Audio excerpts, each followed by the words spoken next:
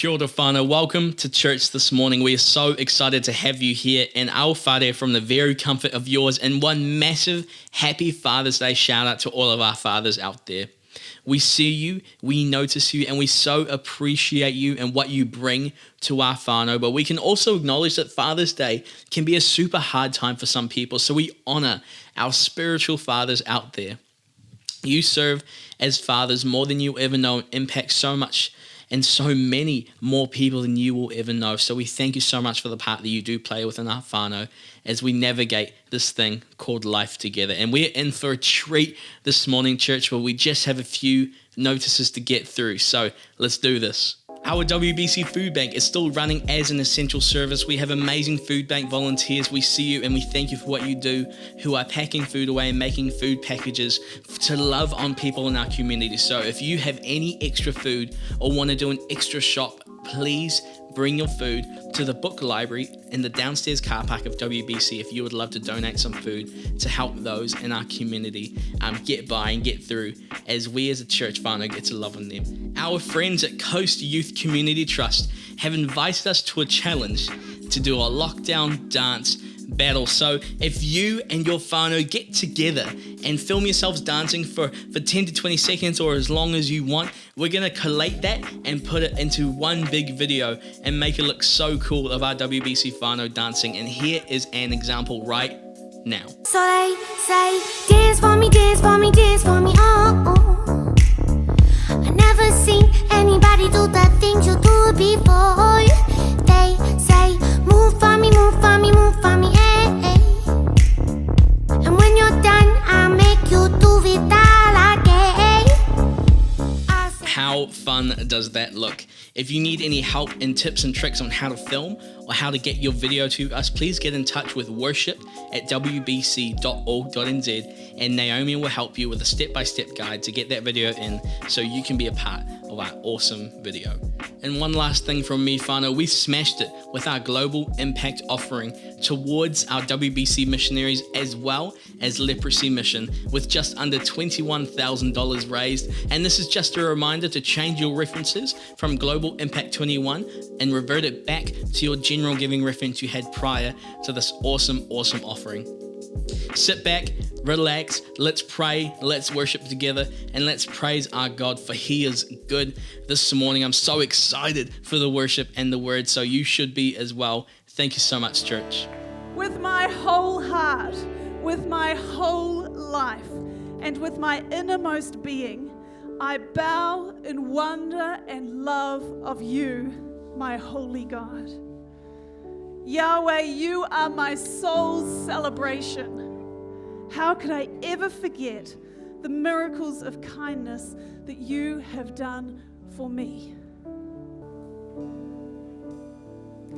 And bless the Lord, oh my soul, oh my soul, and worship His holy name. Sing like never before, oh my soul, I worship His holy name.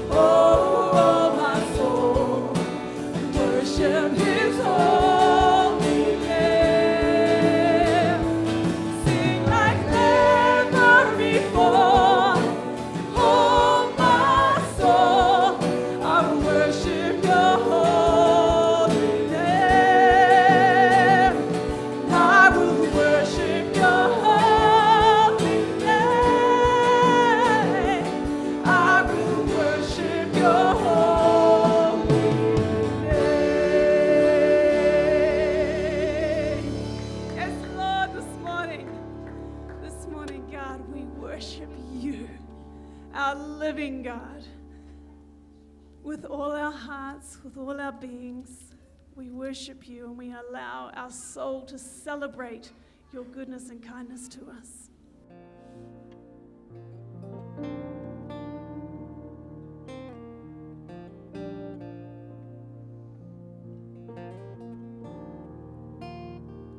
How great the chasm that lay between us, how high the mountain I could not climb.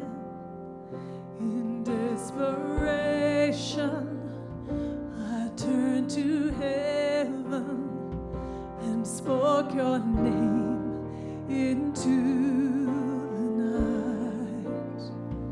Now dare the darkness, your loving kindness tore through the shadows of my soul. The work is finished, the end is written. Jesus Christ, my living hope.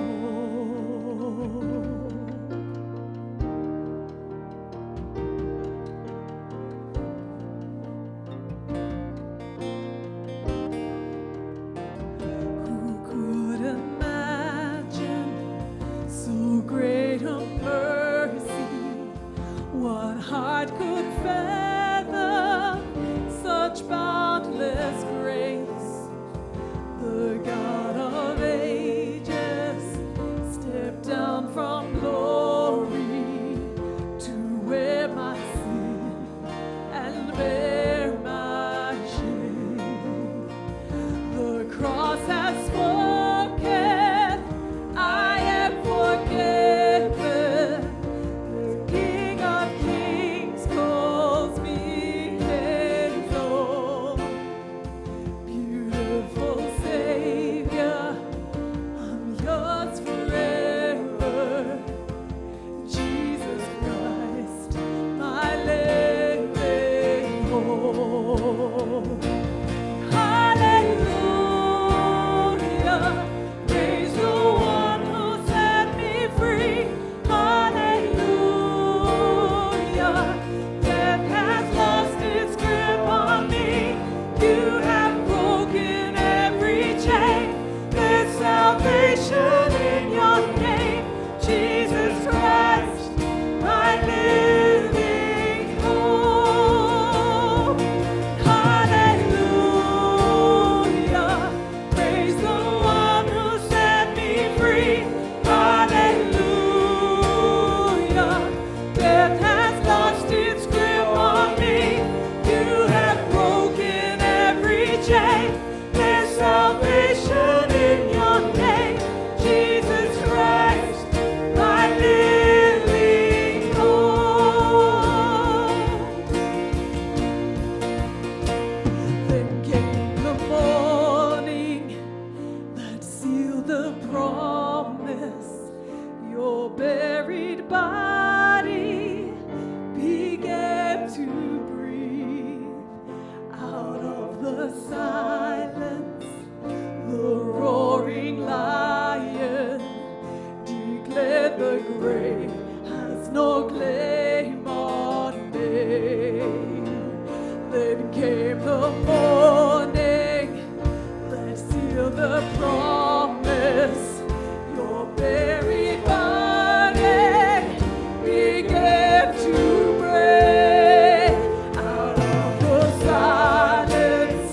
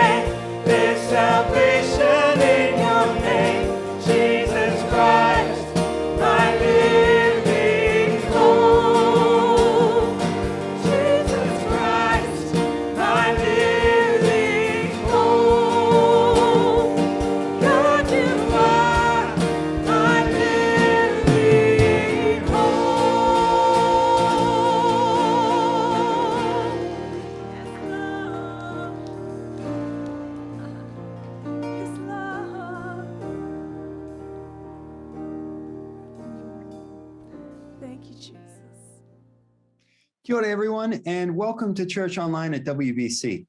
It's great to be connecting again this week as we navigate the continuous changes and challenges around the COVID situation. And as we've been in lockdown, I've been reflecting on what is our role as Christians? What are we called to do? In a season of life where there are a lot of voices saying, do this and don't do that. You know, do stay home all day, but don't you dare go to the playgrounds and parks. You know, in a world of do's and don'ts, what are we called to as Christians? And regardless of the season we find ourselves in, whether we're fully free or fully locked down, if it's a calling, doesn't it remain the same? And what is it? As we're in Acts, I'm tracking with the life of Paul and his missionary journeys, and I keep wondering, what did Paul see his calling as? And not just his calling, but the calling of all churches, of all believers. Did Paul walk around telling people, do this and don't do that? It's Father's Day today. And so I want to say a very big congratulations and happy Father's Day to all the fathers in our church community. And we all have, we all have a father, I mean. We can't get to be on earth without one. So whether our experience of our earthly father is good or bad or otherwise, we wouldn't be here without them. So call your dad today and tell him happy Father's Day. And I mention Father's Day because there's a connection for me between what we're called to as Christians and our idea of fathers. And I find it really easy as a father myself to make up a lot of rules, to say, do this and don't do that. And, you know, go over there and do that thing, but don't go over there and do that other thing.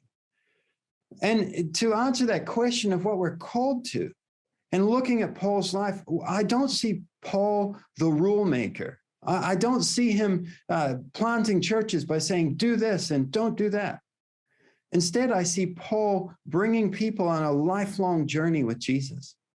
I see that Paul has a calling to point people to Jesus.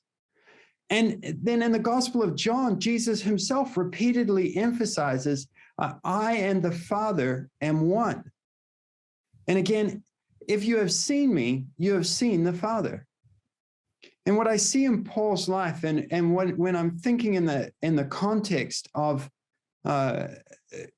Father's Day, I see our calling as Christians. I see Paul continuously pointing people to Jesus. Over and over and over again, he points people to Jesus.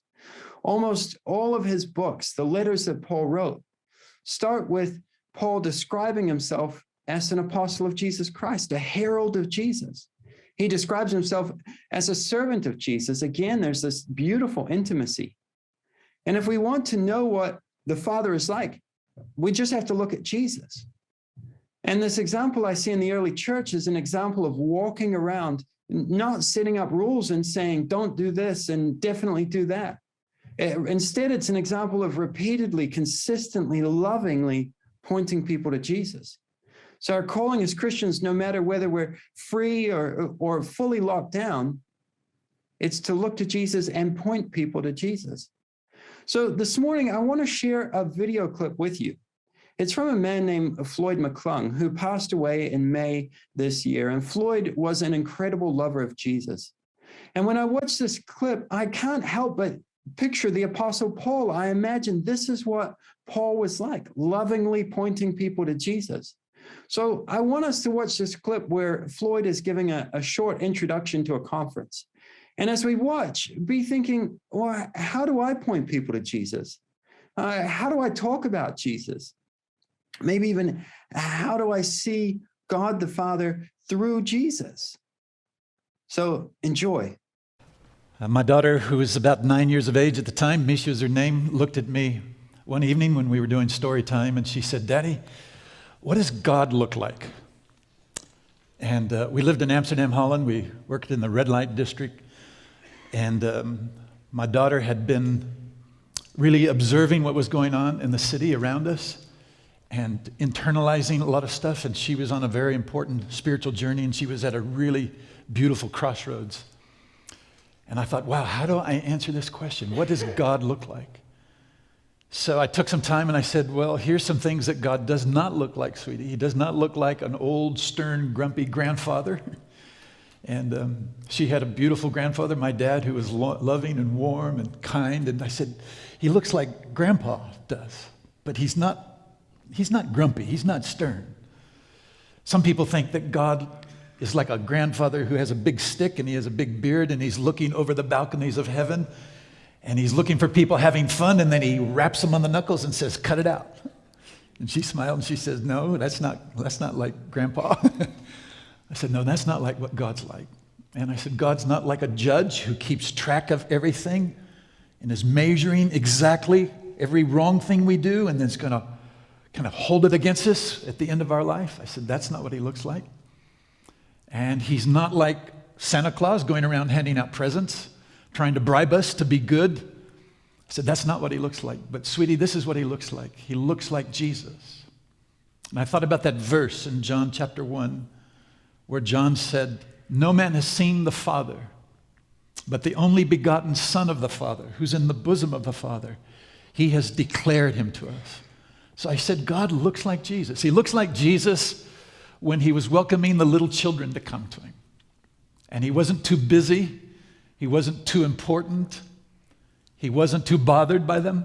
And he took them into his arms and he set them on his lap. And I had this picture in my mind of snotty-nosed, crying kids with embarrassed parents and the disciples kind of hovering on the edges trying to keep the kids away. And Jesus took them into his lap and gathered them around him and looked into their eyes and got on their level and told them stories. I said, that's what God's looked like. And I said, he looks like Jesus when he went to a woman that nobody else would go to because she was of a different race and she was of a different religion and she actually had done a lot of really bad things. But Jesus wasn't afraid to be seen with her and to talk with her. And I said, God looks like Jesus when he went to a wedding feast. And I told her the story of Jesus going to the wedding feast and saving a family from huge embarrassment and shame. And the wedding feast in those days were like wedding feasts that I went to when I was in Afghanistan. I lived in there for several years. And when they did a wedding, they did it for days and days and days. And the worst thing that could happen is you would run out of food or you would run out of drink. And Jesus cared enough to show up at that wedding and save the family from embarrassment. He took actually these symbols, these ceremonial pots, and he filled them with water. And then he turned them, had the servants fill them with water and turn that water into wine. That which was the symbol of getting yourself to the place where you were cleansed and you were right with God and you were presentable to God. He used those pots to bring wine to that wedding and lift the shame off of the people. So I told my little daughter Misha about that story. I told her different stories about Jesus, and I said, that's what God looks like, sweetheart. You know, we have a lot of pictures in our mind that people have helped us create. Sometimes those pictures are imposed on us, images of God that have come from our past experiences.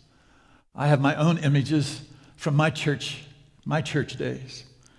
But God is not limited to the pictures that people impose on us. Nobody needs to define Jesus for us or define God for us. We get to do that ourselves in relationship with God. I was in college. I ran out of money, and I decided I needed to do something to earn some money. And I went to a crazy uncle in our family, and he was the kind. I don't know if you have a crazy uncle in your family, but we had a really crazy uncle, and he was a door-to-door salesman, and he sold lots of things. He sold Bibles door to door, big family Bibles. And one of the things he sold was pictures of Jesus, giant poster-sized pictures. And I went to him, Uncle Elvin was his name, and I said, I needed to make some money. And I didn't want to sell Bibles. I just couldn't bring myself to selling Bibles. So I said, can I sell pictures of Jesus? And he loaded me up with a supply of Jesus pictures. And I went into a poor neighborhood, and I started peddling pictures of Jesus. And the nice thing is I had a Jesus for every need, or every person's kind of whatever they wanted. I had that Jesus. I had the Jesus knocking at the door. You remember that picture? And I had Jesus with the little children crossing over the bridge, watching out for them. I had the Sacred Heart of Jesus. I had them all. But after a while, I got so embarrassed selling these pictures of Jesus. I thought, I can't keep doing this. This is terrible. We all carry around with us pictures or images in our mind of what God is like. But the most incredible thing for us is that God has broken into our world in the person of Jesus Christ. And he's made himself known to us. One of the things that we used to do in Amsterdam at Christmas time is we would throw a party because it was Jesus' birthday. Somebody came up with this idea, I can't remember who it was, and said, hey, at Christmas time, we should not be giving each other presents. We should give presents to Jesus. So we said, okay, what would that look like? So we sat around and we kind of imagined, what would it be like to throw a Christmas party for Jesus? And it's his birthday and we'll give him presents. So we just let everybody kind of create their own idea of what that would look like. So we gathered together right on the edge of the red light district one evening, and we started the whole process. And we let people come and bring whatever they wanted to bring. People made things, people wrote poetry, they did songs, some people cooked cookies for Jesus, and then we helped Jesus eat the cookies. While we were in the middle of this celebration, celebrating Jesus' birthday, a lady walked in who we all knew, who lived on a certain street and worked as a prostitute. She came in with a couple kids in tow. She had sequin top on and hair piled up and platinum color. And we had been very engaged with her life. And she was on a journey to Jesus, but she had so many images in her mind that were blocking her coming to God. Her pain had shaped her image of God. What other people had said to her, the scripts that had been created for her, the relationships in her family, her experiences with Christians. And here she sat and watched us do this. And at one point, she couldn't kind of contain herself anymore, and she just kind of impulsively stood up and came forward and was excited, but then embarrassed herself because she didn't have anything to give to Jesus. And she stood there and she started crying, and then she knelt down in front of us. And she said, I don't have anything else to give to Jesus but myself. And she said, but please don't kick me while I'm down. And it was one of the most beautiful moments of my life. That in the moment of celebrating Jesus and celebrating his birthday and presenting presents to him, somebody came and said, I want to give myself to Jesus. And these days we're together. The opportunity that we have is to dismantle and let go of any pictures that we have in our minds of what Jesus is like that is not true to who he really is. We all have some of those pictures, and it's a lifelong process of getting rid of them. But Jesus wants not to be limited to any one image we may have of him, but he wants to be who he is and be real and living to us and dispel every painful picture, every untrue picture of what he's like, and he wants to break into our lives. So I want to invite you, along with myself, that we would let go of those images and those pictures, and we would let Jesus just be who he is. I live in Africa now, and I love the bush. I love going on safari, going out in the wild. And a few years ago, I was out in the bush. I was with a friend, and we were going to go back and get into the truck that we were driving around in. And the guy that was helping us, the driver, come running back, and he said, hey, there's a lion. There's 3 lions. There's a male and 2 females. And so we can't go back that way. And the guy I was with, we said, hey, if we're really careful and quiet, we could probably go and maybe get a view of these lions. And so he said, would you like to go see a lion in the bush, in the wild? And I said, man, that would be awesome, as long as we're okay. And he said, yeah, just stick close to me. So we walked back about a quarter of a mile. We got to a dry stream bed. We looked down. Sure enough, there was lion tracks. And he said, okay, we'll follow very carefully, and there's a clearing here, and then we'll get a view of them. So we walked along in some tall brush, and then all of a sudden, he said, shh, and we started listening, and the lion was actually just a few yards away from us. And you've probably ever had one of those times when you've held a cat and it starts purring, and you can feel it kind of trembling. Well, I could feel the lion trembling, but it was like putting a loudspeaker into his chest. He was just rumbling. It was something like this. And we could hear that. And every hair on my neck stood up, and I felt like my heart was going to beat out of my chest, and we slowly backed out of there. It was a wild lion. Jesus is like that wild lion. He can't be domesticated. He can't be tamed. We can't stick him in a certain room or a certain place in our heart and say to him, stay there and be nice. Obey me. I'll bring you out when I want to show you off. And meanwhile, you just stay in the back room. He wants to be the wild lion. We can trust him, and yet we have to be open to him to be anything and everything that he wants to be. I'm going to let go of some pictures that I have in my mind of what God is like. I came here all the way from South Africa. I would have come just to be here, to sit, because I want to experience Jesus afresh. I want to let him speak to me. I want him to dispel things in my heart that keep me from experiencing him and knowing him. And I invite you to join me as we do that in these days. God bless you. Wasn't that a beautiful picture of simply loving Jesus and pointing people to him? Isn't that what we're called to? Just loving Jesus, and through Jesus, loving the Father? And so my homework for us today is to go into this week, putting aside our old ideas of what God is like, of who Jesus is, and coming to him with open hearts and open arms afresh this week. Love Jesus afresh this week. Happy Father's Day to all the fathers, to everyone. Stay safe, stay well. Can't wait to connect together in person again soon.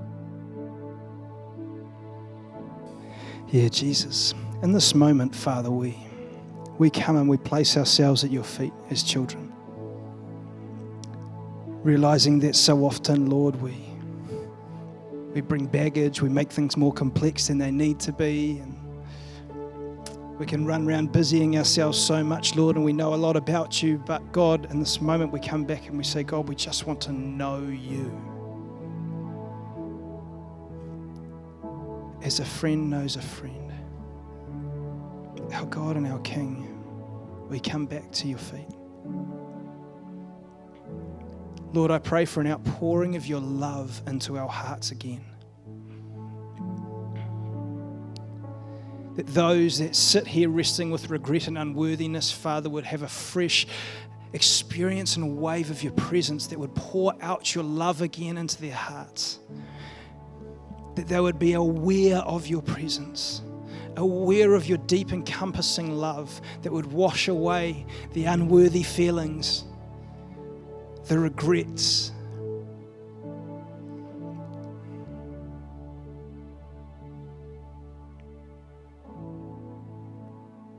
The heart of the Father, for some of you this morning, he's whispering over you, just saying, you are so precious. You are so precious to me. For some of you, you've entered his presence looking at your toes with a sense of shame, and he wants to embrace you like one of these pictures up here and lift your eyes to match his gaze. I love you, my child.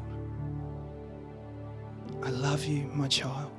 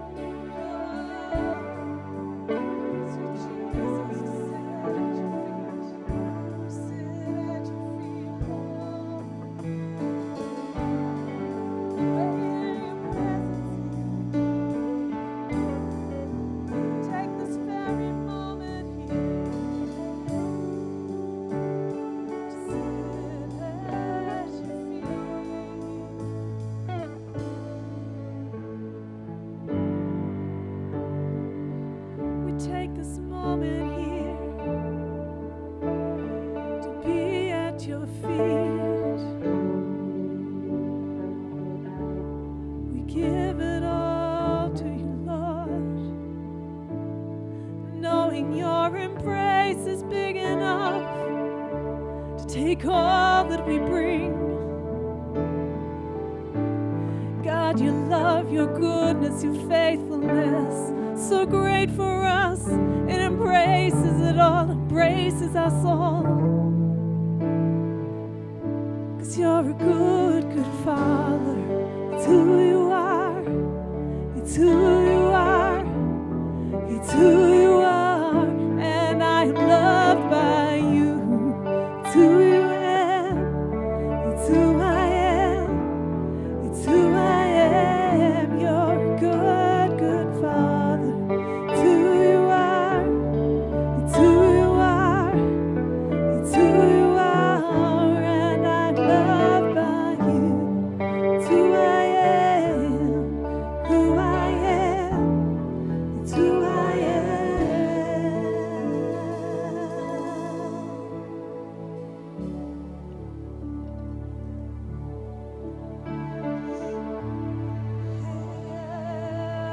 It's who I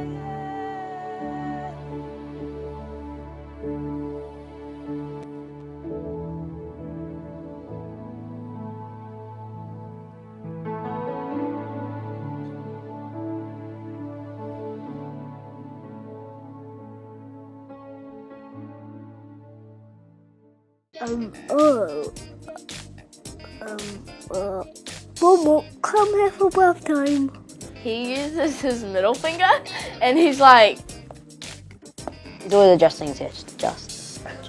A little bit side on. How does Daddy? Okay. I see you snoring in bed. What?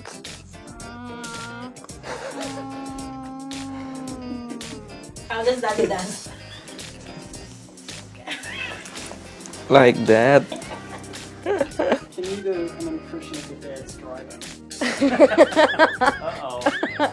Come on, and revving out in front of people and tooting at them. My dad always says, don't be a muppet. You never try, you never know. There's no problems, just opportunities for solutions. I like Daddy saying to me, I always love you.